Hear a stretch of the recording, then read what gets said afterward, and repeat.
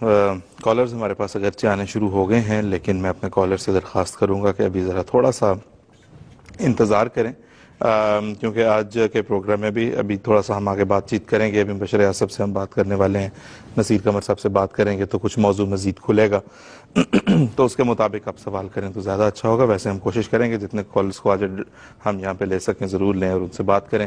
مبشر یاسب ہمارے ساتھ اس وقت پاکستان سے ہیں، ٹیلی فون لائن پہ موجود. جی مبشر یاسب، السلام علیکم ورحمۃ اللہ. وعلیکم السلام ورحمۃ اللہ. جی مبشر یاسب، آپ سے ہم یہ درخواست کرنا چاہتے ہیں کہ بات ہو رہی ہے آل رسول کی، اہل بیت کی، حضرت اقدس محمد مصطفیٰ صلی اللہ علیہ وسلم کے اولاد کی، اور آپ کے خلفاء کی اور آپ کے اصحاب کی.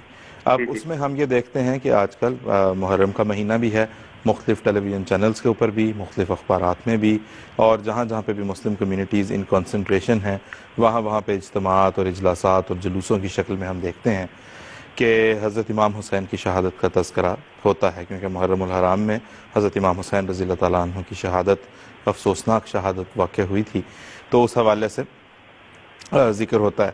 تو آپ سے ہم یہ درخواست کریں گے کہ آپ ہمیں بتا، کیونکہ بہت سارے لوگ ایک لرنڈ بیہیویئر کے طور پہ دکھ اور غم کا اظہار تو کرتے ہیں، لیکن شاید اس واقعے سے پوری طرح سے واقف نہیں ہیں کہ ہسٹوریکلی ہوا کیا تھا. تو اگرچہ وہ ایک طویل داستان ہے، لیکن آپ سے مبشر یاسب میں درخواست کروں گا ہمارے لیے، ہمارے ناظرین کو اگر آپ ایجوکیٹ کریں، بتائیں کہ اصل واقعہ تاریخی لحاظ سے ہے کیا. جی، حضرت علی رضی اللہ تعالیٰ عنہ ایک مرتبہ ایک سفر پر جا رہے تھے، تو ایک میدان کے قریب سے گزرے تو پوچھا کہ اس جگہ کا کیا نام ہے، تو آپ کو بتایا گیا کہ اس جگہ کا نام کربلا ہے. آپ وہاں رکے اور رونے لگے اور اتنا روئے کہ زمین پر آنسو گرنے لگے، اور پھر فرمایا کہ ایک روز میں حضرت صلی اللہ علیہ وسلم کی خدمت میں حاضر ہوا تو آپ صلی اللہ علیہ وسلم رو رہے تھے، اور میرے عرض کرنے پر فرمایا کہ ابھی جبریل میرے پاس آئے تھے اور مجھے بتایا کہ میرا بیٹا حسین فرات کے کنارے ایک جگہ پر قتل کیا جائے گا جس کا نام کربلا ہے، اور جبریل نے مجھے وہاں کی زمین کی مٹی جو ہے وہ اٹھا کے دی، اور وہ مٹی ابھی یہ میرے ہاتھ میں ہے. کربلا دریائے فرات کے کنارے بغداد سے قریباً 100 کلومیٹر دور عراق میں یہ ایک بستی ہے، ایک چٹیلوں بے آباد ویرانہ تھا جہاں آج کل ایک شہر بھی آباد ہے. حضرت معاویہ نے اپنی حکومت و سلطنت اپنے خاندان میں ہی رکھنے کے لیے یہ اہتمام کیا کہ اپنی زندگی میں ہی تمام صوبوں کے گورنرز اور عمال سے اپنے بیٹے یزید کی جانشینی کی بیعت اور قول و اقرار پہلے سے لے لیے، اور سوائے چند ایک کے باقی سب لوگوں نے طوعاً و کرہن یہ اقرار کر بھی لیا. 60 ہجری میں جب ان کی وفات ہو گئی تو ان کا بیٹا یزید تخت نشین ہوا، اور تمام علاقوں میں اس نے اپنی بیعت اور عہد اطاعت کے لیے پیغام بھیجا. بعض نمایاں نام جنہوں نے اس طریق کو ناپسند کیا اور یزید کی بیعت کرنے سے انکار کر دیا، ان میں سے ایک حضرت امام حسین رضی اللہ تعالی عنہ تھے. مدینے کے گورنر نے جب یزید کی بیعت پر اصرار کیا تو حضرت امام حسین خاموشی سے اپنے اہل خانہ سمیت مدینے سے مکے تشریف لے آئے اور شیب ابی طالب میں قیام فرمایا. جو اسلامی تاریخ سے واقف لوگ ہیں وہ جانتے ہیں کہ کوفہ حضرت علی کا عقیدت مند اور حمایت کرنے والوں میں سے نمایاں ترین شہر. جب کوفہ والوں کو حالات کا علم ہوا تو انہوں نے یہ خبر سن کر حضرت امام حسین کو خط لکھے. ہزاروں کی تعداد میں خط تھے، 50,000 تک کی تعداد کا تاریخ کی کتابوں میں ذکر ملتا ہے کہ ان لوگوں نے عہد و پیمان کیے اور درخواست کی کہ آپ ہمارے ہاں تشریف لے آئیں، ہم آپ کو اپنا امیر تسلیم کریں گے، خلیفہ تسلیم کریں گے. حضرت امام حسین جو پہلے ہی یزید کی سلطنت سے نکلنا چاہتے تھے، اور بعد کے واقعات سے یہ معلوم ہوتا ہے کہ حضرت امام حسین کو تخت و حکومت کی خواہش نہیں تھی، وہ تو بس یہ چاہتے تھے کہ خلافت نام کی اب یہ جو بگڑی ہوئی شکل ہے، جو اب ملوکیت کے رنگ میں ڈھل چکی ہے اور جبری طور پر اپنی بیعت کرنے پر مصر ہے، بس اس سے نجات مل جائے. آپ نے ان خطوط اور وعدوں کو غنیمت جانتے ہوئے کوفہ کی طرف کوچ کرنے کی تیاری شروع کی. مکے میں موجود بعض لوگ اور بعد میں راستے میں ملنے والے مختلف جو بزرگ تھے، آپ کے ہمدرد اور مشیر تھے، انہوں نے ہر چند آپ کو مشورہ دیا کہ آپ مکہ چھوڑ کر کہیں نہ جائیے. ایک نے تو یہاں تک آپ سے کہا کہ کوفہ منحوس شہر ہے، آپ جانتے نہیں کہ آپ کے والد بزرگوار حضرت علی کو وہاں شہید کیا گیا ہے، وہ بدعہدوں کا شہر ہے، وہاں ہرگز نہ جائیے۔ لیکن کوفہ والوں کے اشتیاق اور ہمدردی کو دیکھتے ہوئے آپ نے یہ مشورہ قبول نہ فرمایا اور اپنے بھائی مسلم بن عقیل کو کوفہ بھیجا کہ وہ سارے حالات کا جائزہ لے کر اطلاع دیں۔ ان کے کوفہ پہنچنے پر کوفہ والوں نے ان کا والہانہ اور عقیدت مندانہ استقبال کیا، جسے دیکھ کر مسلم بن عقیل نے حضرت امام حسین کو ایک خط لکھا کہ آپ بے خوف ہو کر کوفہ تشریف لے آئیں، یہ سب لوگ آپ کے منتظر ہیں۔ دوسری طرف کوفے میں مسلم بن عقیل کے آنے پر جو لوگوں میں تبدیلی کے آثار نمایاں ہوئے، جس کے نتیجے میں یزید کی مخالفت میں اضافہ ہونے لگا، تو اس پر یزید نے فوری طور پر ابن زیاد، جو ابن سمیہ اور ابن مرجانہ کے نام سے تاریخ کی کتابوں میں جانا جاتا ہے، اس کو کوفہ پہنچنے کا حکم دیا۔ اس نے کوفہ پہنچتے ہی ایسے سخت اقدامات کیے کہ جس کے نتیجے میں ایک تو مسلم بن عقیل کو بڑی بے دردی اور بے رحمی سے شہید کر دیا، اور آپ کے اور امام حسین کے حامیوں کو ڈھونڈ ڈھونڈ کر قتل کیا، اور انجام کر اس طرح ڈرا دھمکا کر اور حرص و طمع کے ساتھ کوفہ والوں کی سوچ اور منصوبوں کو یکسر تبدیل کر دیا۔ اب کوفہ والے وہ کوفہ والے نہیں رہے تھے جنہوں نے ہزاروں کی تعداد میں امام حسین کے ہاتھ میں ہاتھ دینے کا عہد کیا تھا۔ اب ان کے دل بدلے تھے یا نہیں، ان کی آنکھیں اور ان کے ارادے بہرحال تبدیل ہو چکے تھے۔ لیکن امام حسین ان تمام حالات سے بے خبر پہلی رپورٹ کے مطابق مکہ سے کوفہ کی طرف روانہ ہو چکے تھے۔ آپ نے اپنے اہل بیت کا ایک مختصر سا قافلہ لیا، اور کچھ سفر جب طے ہو چکا تو راستے میں آپ کو مسلم بن عقیل کی شہادت کی خبر ملی، جس پر آپ کے کچھ خیر خواہوں نے دوبارہ مشورہ دیا کہ کوفہ نہ جائیں، لیکن آپ نے سفر جاری رکھا۔ راستے میں مختلف آپ کے عقیدت مند آپ کے اس چھوٹے سے قافلے میں شامل ہوتے چلے گئے۔ کچھ اور منازل طے ہونے کے بعد آپ کو اپنے بعض اور عقیدت مندوں کی کوفے میں شہادت کی خبر ملی، اور حالات کی سنگینی کا جب آپ کو اندازہ ہوا تو آپ نے ایک جگہ رک کر تقریر کی، اور آپ نے اپنی تقریر میں فرمایا کہ آپ لوگ جانتے ہیں کہ جو ہماری محبت کا دعویٰ کرتے تھے انہوں نے ہمارا ساتھ چھوڑنا شروع کر دیا ہے۔ یہ کوفہ والوں کی طرف اشارت۔ اس لیے جو ہمیں چھوڑ کر جانا چاہے تو وہ جا سکتا ہے، اس پر کوئی الزام نہ ہوگا۔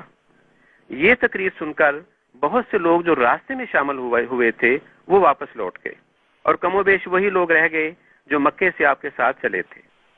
مکے سے تقریباً 800-900 کلومیٹر کا سفر طے کرتے ہوئے یہ قافلہ جو ہے مختلف منازل پر پڑاؤ کرتا ہوا شراف نامی جگہ پر اترا، اور ذی حشمہ نامی ایک پہاڑ کے دامن میں ایک جگہ پر خیمہ زن ہوا۔ یہاں اب محرم کا مہینہ شروع ہو چکا تھا۔ اس جگہ حر بن یزید اپنے 1000 سواروں کے ساتھ پہنچتا ہے۔ حر نے اپنے اس لشکر سمیت امام حسین کی اقتداء میں نماز بھی پڑھی۔ نماز کے بعد حضرت امام حسین نے ان لوگوں کو خطاب کرتے ہوئے فرمایا، یہ جو حر کا قافلہ لشکر والے تھے، کہ لوگو اگر تم خدا سے ڈرو اور حقدار کا حق پہچانو تو یہ خدا کی رضامندی کا موجب ہوگا۔ اگر اب تم کو ہمارا آنا ناگوار ہے اور تمہاری رائے مختلف ہو چکی ہے جو تمہارے خطوط اور کاستوں سے معلوم ہوئی تھی تو میں واپس چلا جاتا ہوں۔ اس پر حر جو اس لشکر کا کمانڈر تھا اس نے پوچھا، کون سے کاست اور کون سے خطوط؟ حضرت امام حسین نے کوفہ والوں کے خطوں سے بھرے ہوئے 2 تھیلے اس کے سامنے انڈیل دیے۔ ان خطوں کو دیکھ کر حر نے کہا کہ ہمارا ان خطوں سے کوئی تعلق نہیں، مجھے صرف یہ حکم ملا ہے کہ جہاں کہیں آپ کو دیکھوں ابن زیاد کے پاس لے چلوں۔ حضرت امام حسین نے اس کا یہ حکم ماننے سے انکار کر دیا۔ حر نے حضرت امام حسین کو پھر راستہ دینے سے انکار کر دیا۔ البتہ خدا تعالیٰ نے اس کے دل میں حضرت امام حسین کی ایک محبت اور عظمت جو پیدا کی تو اس بات پر وہ رضامند ہو گیا کہ اچھا ایسا کریں، آپ ایسا راستہ اختیار کر لیں جس کے ذریعے نہ تو آپ کوفے جائیں اور نہ مدینہ کی طرف جائیں، اور اس دوران آپ یزید کو خط لکھ دیں، شاید کوئی راہ نکل آئے۔ البتہ نگرانی کرنے کے لیے وہ اس لشکر کے ساتھ ساتھ چلتا رہا۔ اس سے اگلے دن حضرت امام حسین کو آپ کے کچھ جو خیر خواہ تھے، جو قاصد تھے، انہوں نے آ کے خبر دی کہ کوفہ والے جو تھے ان کو ان کی جھولیاں جو ہیں روپوں اور اشرفیوں سے بھر کر آپ کے خلاف کر دیا گیا ہے۔ اور اب وہ آپ کے خلاف متحد اور مشتعل ہو رہے ہیں، اور آپ کا ایک قاصد جو آپ نے بھیجا تھا قیس بن مسہر، اس کو بھی شہید کر دیا گیا ہے۔ یہ صورتحال دیکھ کر آپ کے پاس ساتھیوں نے آپ کو مشورہ دیا کہ اس وقت حر کی قیادت میں جو لشکر ہمارے سامنے ہے، جو مزاحمت کر رہا ہے، یہ چھوٹا سا قافلہ ہے، لشکر ہے، نہ جانے اس کے بعد کتنا بڑا لشکر ہمارے سامنے آئے گا۔ ابھی ہمارے پاس موقع ہے، ہم اس کا مقابلہ کر کے ایک محفوظ پناہ گاہ کی طرف چلے جاتے ہیں۔ لیکن آپ نے فرمایا کہ ایک تو میں جنگ میں پہل کرنے والا نہیں بنتا، اور دوسرا یہ کہ کوفہ والوں کے ساتھ ہمارے عہد و پیمان ہو چکے ہیں، اس لیے اس عہد کی روح سے میرا واپس پلٹنا اب مناسب نہیں۔ بہرحال یہاں سے آگے چلے، کسرے بنی مقاتل نامی جگہ پر پڑاؤ کیا۔ اس جگہ آپ نے کشفی نظارہ دیکھا جس کی تعبیر یہ تھی کہ کچھ شہادتیں جو ہیں وہ مقدر ہیں۔ یہاں سے چلے تو نینوا میں قافلہ اترا، حر ساتھ ساتھ ہے۔ یہاں ایک تیز رفتار قاصد آتا ہے جو حر کو ابن زیاد کا یہ پیغام دیتا ہے کہ میرا یہ خط ملتے ہی حسین کو گھیر کر ایسے چٹیل میدان پر اتارو جہاں کوئی پانی کا چشمہ اور کوئی بستی وغیرہ نہ ہو۔ آپ کے ساتھیوں نے مزاحمت کا پھر مشورہ دیا، لیکن آپ جو کسی پر تلوار نہ اٹھانے کا عزم کیے ہوئے تھے، جنگ کا مشورہ قبول کرنے پر راضی نہ ہوئے۔ 2 محرم نینوا کے میدان کربلا میں آپ خیمہ زن ہوئے۔ 3 محرم کو ابن سعد 4000 سواروں کا لشکر لے کر امام حسین کے مقابل پر آیا۔ ایک شخص کو امام حسین کے پاس جانے کا اس نے کہا کہ آپ جائیں، امام حسین سے پوچھیں کہ آپ کا ادھر آنے کا کیا مقصد ہے۔ یہ شخص ان لوگوں میں سے تھا جس نے خود امام کو خط لکھا تھا کہ کوفہ چلے آئیے۔ اس شخص نے معذرت کر دی کیونکہ ظاہر جاتے ہوئے شرم آتی تھی اس کو۔ اس کے انکار پر کئی دوسرے لوگوں کو ابن سعد نے کہا کہ تم جاؤ، لیکن یہ سارے لوگ وہ تھے جنہوں نے خود خط لکھے تھے، اور ان لوگوں نے حضرت امام حسین کے پاس جانے کی حامی نہ بھری۔ بالآخر ایک شخص نے جرأت کی، لیکن وہ بھی اپنی تند خوئی کی بنا پر ناکام واپس لوٹا۔ پھر ایک دوسرا شخص گیا، اس کو حضرت امام حسین نے ساری صورتحال بتائی کہ اس طرح کوفے والوں نے مجھے لکھ کر بلایا ہے، اب اگر تم چاہتے ہو تو میں نہیں جاتا، مجھے واپس جانے دیں۔ ابن سعد کو جب یہ جواب ملا تو وہ مطمئن ہو گیا کہ امام حسین واپس جانا چاہتے ہیں۔ دراصل ابن سعد جو ہے وہ حضرت امام حسین کے مقام و مرتبے کی وجہ سے آپ سے جنگ کرنا نہیں چاہتا تھا۔ اس نے یہ ساری رپورٹ کوفے کے عامل جو گورنر تھا ابن زیاد کو لکھ کر بھیج دی۔ اس پر ابن زیاد نے ابن سعد کو یہ خط لکھ کر بھیجا کہ تم حضرت امام حسین اور ان کے ساتھیوں کی یزید کے نام پر بیعت لو، جب وہ بیعت کریں گے تب باقی معاملات دیکھے جائیں گے، اور ساتھ ہی حکم یہ دیا کہ ان کا پانی بھی بند کر دو، جس پر ابن سعد نے 500 سوار دریا فرات پر بھیج دیے جو کہ پانی وغیرہ لینے کے لیے کسی کو تاکہ ضرورت نہ ہو سکے۔ یہ 7ویں محرم کا اب دن تھا۔ ان 500 سواروں میں سے ایک بدبخت ایسا بھی تھا جس نے حضرت امام حسین کو مخاطب کرتے ہوئے کہا کہ حسین، دیکھتے ہو فرات کا پانی کیسا چمک رہا ہے، لیکن خدا کی قسم تمہیں ایک قطرہ بھی ہم نہیں دیں گے اور تم اسی طرح پیاسے مرو گے۔ اس پر آپ نے خدا سے دعا کی، اے خدایا تم اس کو پیاسا مارنا اور اس کی کبھی مغفرت نہ فرمانا۔ دوسری طرف تاریخ کی کتابوں میں ہم دیکھتے ہیں کہ جب پیاس بڑھی تو حضرت امام حسین نے عباس بن علی کو کچھ سواروں کے ساتھ پانی لینے کے لیے بھیجا، اور انہوں نے بڑی بہادری سے مقابلہ کرتے ہوئے پانی سے اپنی مشقیں بھری اور کامیاب واپس لوٹے۔ یہاں حضرت امام حسین نے ابن سعد سے دوبارہ ملاقات کی، اور تاریخ کی کتابوں میں ملتا ہے کہ حضرت امام حسین نے اس سے کہا کہ دیکھو، یا تو مجھے واپس جانے دو یا مجھے کسی اور علاقے کی طرف جانے دو، نہ میں کوفہ جاتا ہوں نہ میں مکہ یا مدینہ جاؤں گا، یا مجھے یزید کی طرف بھیج دو، میں خود اس سے بات کرتا ہوں۔ لیکن ابن زیاد جو کہ نہیں چاہتا تھا کہ اس معاملے میں کوئی ڈھیل دی جائے، اس نے سفارت اور رسول اللہ کی درمیانی تمام کوششوں کو مسترد کرتے ہوئے ابن سعد کو شمر بن ذل جوشن کے ہاتھ پیغام بھیجا کہ جس کام کے لیے تمہیں بھیجا گیا ہے وہ کرتے ہو تو کرو، ورنہ فوج کی کمان شمر کے ہاتھ کر دو، وہ یہ خود کام کر لے گا۔ دراصل ابن سعد کو یہ لالچ دی گئی تھی کہ اس جنگ کے بعد، اس کارنامے کے بعد تمہیں رے کے علاقے کی گورنری ملے گی۔ اب ابن سعد کے نفس اور ضمیر کی کشمکش تھی یہاں کہ یا دنیاوی جاہو حشمت کو چھوڑے یا اس کو ترجیح دے۔ بہرحال ضمیر کی کشمکش پر نفس غالب آیا، اور شمر سے اس نے کہا کہ اچھا میں یہ خود کام کرتا ہوں، تم پیدل فوج کی تم نگرانی کرو، باقی میرے ذمے چھوڑ دو۔ یہ شمر ذی الجوشن جو ہے یہ حضرت علی کا برادری نسبتی بھی تھا، اس طرح قریبی رشتہ داری بھی تھی۔ اب اسی ساری کشمکش میں 9 محرم کا دن شروع ہوا۔ شمر نے ایک بار پھر حضرت امام کے خیموں کے قریب آ کر اپنی اس رشتہ داری کے واسطے سے ابن زیاد کی مشروط پناہ کا اعلان بھی کیا، لیکن ان خوددار اور غیور بہادروں نے اسے سختی سے ٹھکرا دیا۔ 9 محرم کو ابن سعد خود آیا اور جنگ کا پیغام دیا۔ حضرت امام حسین کو بتایا گیا کہ ابن سعد جنگ کا پیغام دینے آیا ہے۔ آپ نے فرمایا کہ اس سے 1 رات کی مہلت طلب کرو تاکہ میں یہ رات خدا کے حضور عبادت اور دعا و استغفار میں گزار لوں۔ اس کے چلے جانے کے بعد حضرت امام حسین نے اپنے ساتھیوں کو اکٹھا کیا اور فرمایا تم لوگ میرے بہترین اور وفادار ساتھی ثابت ہوئے ہو، خدا تم لوگوں کو ہماری طرف سے جزائے خیر دے۔ میں تم لوگوں کو بخوشی واپس جانے کی اجازت دیتا ہوں۔ رات ہو چکی ہے، 1 اونٹ پکڑو اور 1 میرے اہل بیت کا ہاتھ پکڑو اور یہاں سے سارے کے سارے چلے جاؤ۔ لوگ تو مجھے ہی ڈھونڈیں گے، میرے بعد کسی کی تلاش نہ ہوگی۔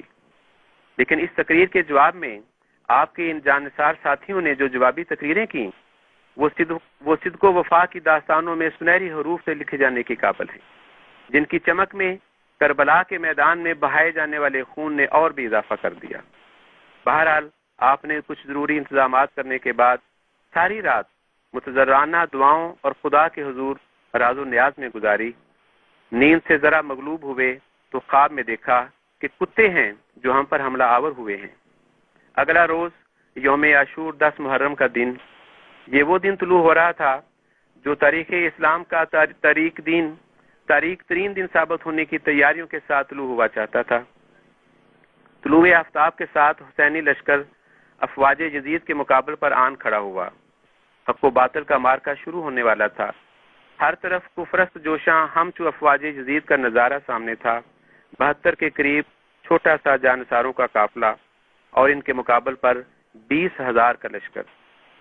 جنگ سے پہلے اتمام حجت کی خاطر حضرت امام حسین نے امامہ رسول سر پر رکھا، اونٹ پر سوار ہوئے اور لشکر ابن سعد کے سامنے گئے اور فصیح و بلیغ خطاب فرمایا، اور غالباً سفر کربلا کے آغاز سے لے کر آپ کا یہ اب تک کا طویل ترین اور آخری خطاب تھا۔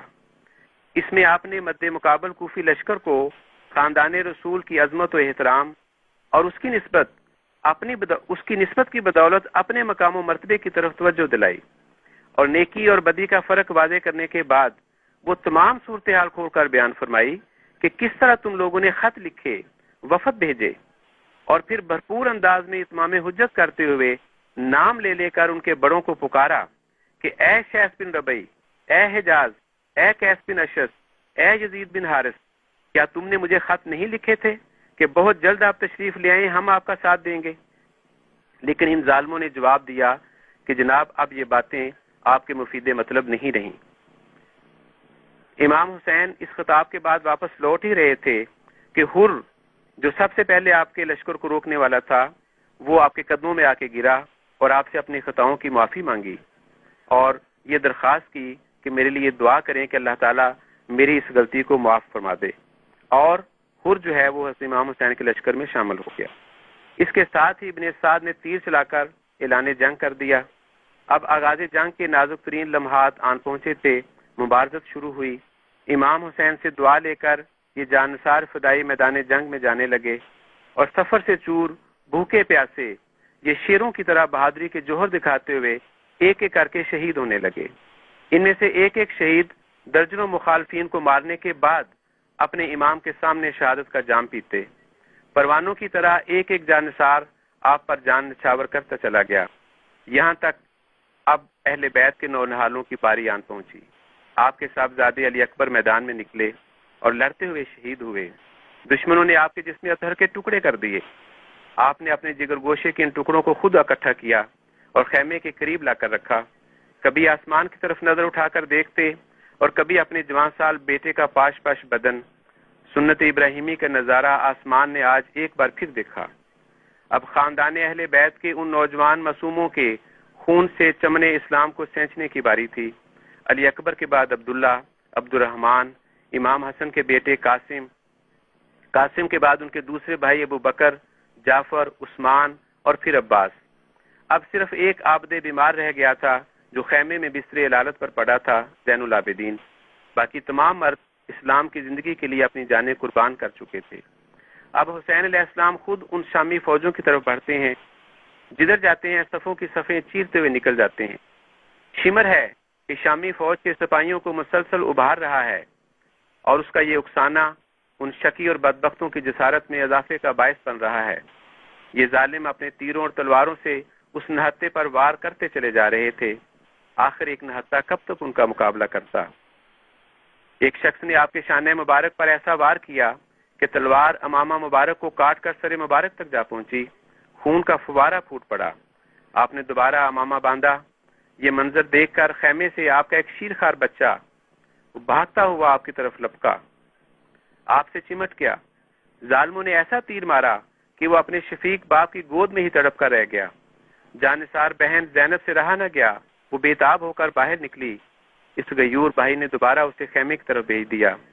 امام لڑتے جاتے تھے اور لوگوں سے کہتے جاتے تھے کہ اے لوگو، آج تم میرے قتل پر جمع ہو، خدا کی قسم خدا تم کو ذلیل کر کے مجھے اعزاز بخشے گا اور تم سے اس طرح بدلہ لے گا کہ تمہیں خبر تک نہ ہوگی اور تم میں باہم خون ریزی کرائے گا۔ اب آپ کا جسم زخموں سے چور ہو رہا تھا، لیکن کسی کو شہید کرنے کی ہمت نہ ہوتی تھی۔ آخر شمر یہ تذبذب دیکھ کر پکارا کہ تمہارا برا ہو بڑھ کر حسین کو قتل کرو۔ اس پر چاروں طرف سے آپ پر یہ سنگ دل ٹوٹ پڑے۔ ایک نے تیر مارا جو گردن میں لگا، دوسرے نے تلوار آپ کے ہاتھ پر ماری، پھر گردن پر وار کیا۔ آپ زخمی ہو کر گر پڑے، پھر اٹھے، لیکن اتنی سکت نہ رہی کہ کھڑے ہو سکتے۔ عین اس وقت ایک نے نیزہ تاک کے مارا کہ امام حسین زمین پر گر گئے۔ یہ شخص سنان بن انس تھا۔ اسی ظالم نے آگے بڑھ کر اس سر مبارک کو جو بوسہ گاہے سرور دو جہان تھا، جس میں اتھر سے کاٹ کر الگ کر دیا۔ لیکن اسی پر ان ظالموں نے بس نہیں کی۔ ان ظالموں کی شکاوت اور بدبختی کی سیاہی میں ابھی اور قسمت میں اضافہ لکھا ہوا تھا۔ ان وحشیوں نے گھوڑوں کی ٹاپوں سے جس میں مبارک کو پامال کیا اور پھر لوٹ مار کرنے کے لیے ان خیموں کی طرف بڑھ گئے جن میں اہل بیت کی پردہ دار خواتین تھیں۔ حضرت بانی سلسلہ احمدیہ نے اپنے بچوں کو ایک بار محرم کے واقعات سنائے۔ ان دو بچوں میں سے ایک حضرت نواب مبارکہ بیگم صاحبہ اس واقعہ کا ذکر کرتے ہوئے بیان فرماتی ہیں کہ ایک مرتبہ آپ باغ میں لیٹے ہوئے تھے۔ آپ نے فرمایا، آؤ آج تم کو محرم کی کہانی سنائیں۔ ہم دونوں پاس بیٹھ گئے۔ یہ ماہ محرم کا پہلا عشرہ تھا۔ آپ نے شہادت حضرت امام حسین علیہ السلام کے واقعات سنانا شروع کیے۔ آپ نے فرمایا، وہ ہمارے نبی کریم صلی اللہ علیہ وسلم کے نواسے تھے۔ ان کو منافقوں نے، ظالموں نے بھوکا پیاسا کربلا کے میدان میں شہید کر دیا۔ فرمایا، اس دن آسمان سرخ ہو گیا تھا۔ 40 روز کے اندر قاتلوں ظالموں کو خدا تعالیٰ کے غضب نے پکڑ لیا۔ کوئی کوڑی ہو کر مرا، کسی پر کوئی عذاب آیا اور کسی پر کوئی۔ یزید کے ذکر پر یزید پلید فرماتے تھے۔ کافی لمبے واقعات آپ نے سنائے۔ حالت یہ تھی کہ آپ پر رکت آ رہی تھی، آنسو بہنے لگتے تھے جن کو اپنی انگشت شہادت سے پوچھتے جاتے تھے۔ اللہم صلی علی محمد و آل محمد و آل محمد و آل محمد صلی اللہ۔ اور ابھی یہ ہم سن رہے تھے وہ افسوسناک تفصیلات اس واقعے کی جو کہ میدان کربلا میں پیش آیا، جو کہ اسلام کی تاریخ میں بہت اہمیت کا حامل اس لحاظ سے ہے کہ جب لوگ یہ خاص طور پہ ایک ایسے موڑ کی نشاندہی کرتا ہے جہاں سے لوگوں کے دلوں میں حضرت اقدس محمد مصطفیٰ صلی اللہ علیہ وسلم، آپ کے اہل بیت کے متعلق جو تصور تھا، جو خیال تھا، وہ تبدیل ہوتا جا رہا تھا۔ اس میں عشق کا رنگ، وابستگی کا رنگ کم ہوا ہے، جہاں پہ اس ٹولے کے لیے، پوری امت کے لیے تو نہیں لیکن ان لوگوں کے لیے جنہوں نے کہ اس افسوسناک واقعے کے جو ذمہ دار ہیں۔ تو لیکن ضروری اس کا بیان اس لیے تھا، اور ہم نے اس واقعے کو اتنا وقت بھی اس لیے دیا ہے کہ ہم یہ چاہتے ہیں کہ ہم اور ہماری جو نئی نسل ہے انہیں صرف ادھر ادھر سے سنی سنائی باتیں معلوم نہ ہوں، بلکہ ہم انہیں تاریخی اعتبار سے یہ بتا سکیں کہ یہ واقعہ بہت اہم ہے، اس واقعے کی بہت اہمیت ہے، اور اس واقعے کی درست تفصیلات جو ہیں وہ یہ ہیں۔ اور اس میں ایک پہلو یہ بھی ہے کہ ہم نے حضرت بانی جماعت حضرت مرزا غلام احمد صاحب قادیانی علیہ الصلوۃ والسلام سے، جہاں آپ نے ہمیں اور بہت سے خوبصورت راستے دکھائے زندگی بسر کرنے کے بحیثیت مسلمان کے، وہاں آپ نے قربانی کا جو ایک عظیم الشان نمونہ قائم کیا، اس سے بھی ہم دیکھتے ہیں کہ حضرت امام حسین رضی اللہ تعالیٰ عنہ کا جو واقعہ ہے کہ جو قربانی ہے اس کا بہت سا حضرت اقدس مسیح علیہ السلام کی زندگی میں بھی ہم دیکھتے ہیں، جا بجا آپ کو قربانی دینی پڑی، مختلف مواقع پہ آپ کو بہت قسم کی قربانیاں دینی پڑیں۔ آپ کی جماعت کو آج 122-23 سال کا عرصہ ہونے کو آیا اللہ کے فضل سے، اور بہت سے سال آگے ہیں جو کہ جماعت احمدیہ کے ساتھ، چونکہ اللہ تعالیٰ کا وعدہ ہے کہ یہ خدا تعالیٰ کی قائم کردہ آخری جماعت ہے، اس جماعت میں جو ہے وہ تا قیامت خلافت کی نعمت نے بھی جاری رہنا ہے انشاءاللہ۔ تو اس میں اس پچھلے 122-23 سال میں ہم دیکھتے ہیں کہ جماعت احمدیہ سے بھی جہاں جہاں پہ خدا تعالیٰ نے قربانی مانگی، وہاں پہ ہم نے حضرت اقدس محمد مصطفیٰ صلی اللہ علیہ وسلم اور آپ کی آل کے نقش قدم پر چلتے ہوئے قربانی پیش کرنے کی توفیق پائی ہے۔ انشاءاللہ تعالیٰ آئندہ بھی جب بھی ایسا ہوگا جماعت احمدیہ کسی بھی قربانی کے لیے تیار رہے گی۔ بچہ بڑا بوڑھا جوان مرد و زن ہر احمدی اپنی ذیلی تنظیم کے عہد میں اس بات کا اعادہ کرتا ہے، اس عہد کا اعادہ کرتا ہے کہ مجھ سے جب بھی جس قسم کی قربانی کا تقاضا بھی کیا گیا میں اسے پیش کرنے کے لیے تیار رہوں گا۔ نصیحت سے کچھ اضافہ کرنا چاہتا